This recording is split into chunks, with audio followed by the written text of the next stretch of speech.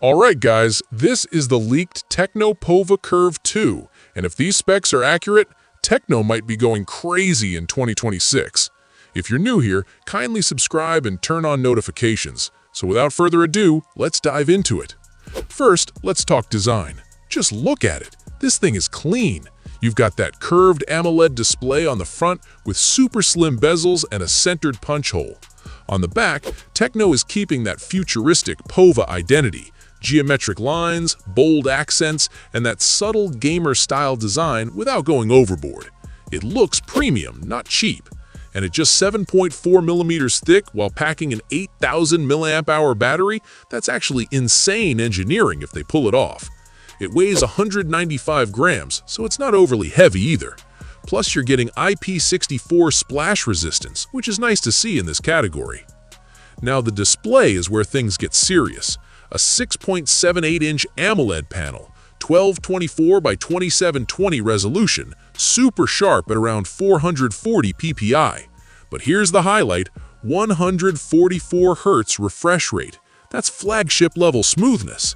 Add 2304 Hz PWM dimming for better eye comfort and 1300 nits peak brightness, and this screen is looking very premium for a Pova device.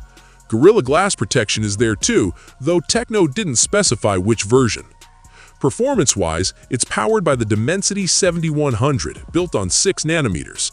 You're getting Cortex A78 performance cores and a Mali G610 GPU.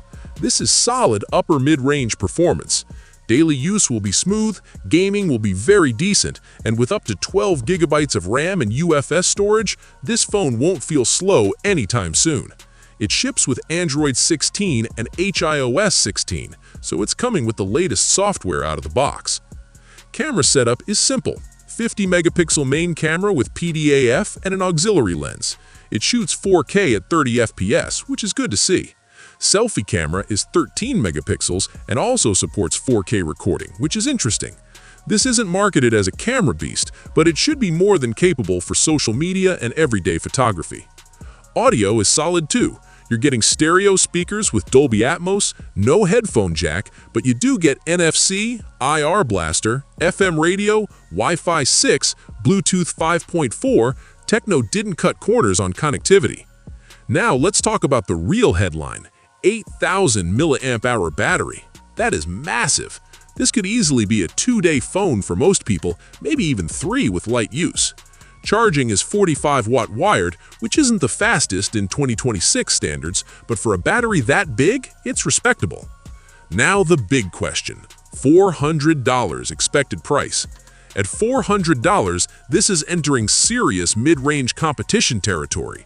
For that price, you're getting a 144 Hz AMOLED, 8,000 mAh battery, 5G, stereo speakers, and a premium design. That's aggressive.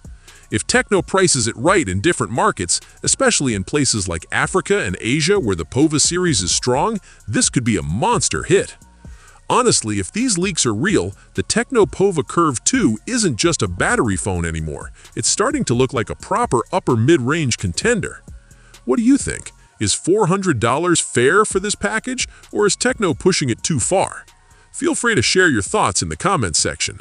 Thanks for watching. Subscribe to the channel, and I'll see you in the next video.